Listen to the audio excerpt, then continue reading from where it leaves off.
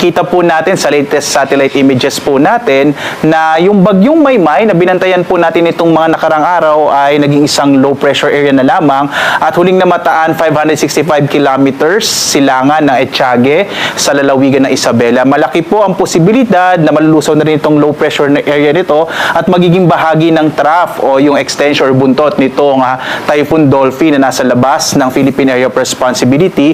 Ang huling lokasyon ay may git 1,900 kilometers northeast na extreme northern Luzon. Base sa pinakahuling datos natin, ang dolphin po ay hindi napapasok ng Philippine Area of Responsibility at patuloy nakikilos patungo naman sa may bahagi ng mainland China.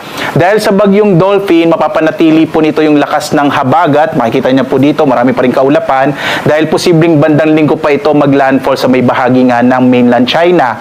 Inaasahan po natin na mapapanatili nito yung lakas ng hanging habagat na siya magdadala pa rin ng maulang panahon hanggang weekend po, no? Asahan ng mga kababayan po natin lalong-lalo na sa malaking bahagi ng Luzon, yung western section ng Luzon, kaya hindi sa may western section ng Visayas ang maulang panahon hanggang this weekend, dulot po ng habagat na patuloy na hinahatak o pinalalakas ng bagyong dolphin. Mapapansin naman po ninyo, wala masyadong kaulapan sa may Visayas at Mindanao.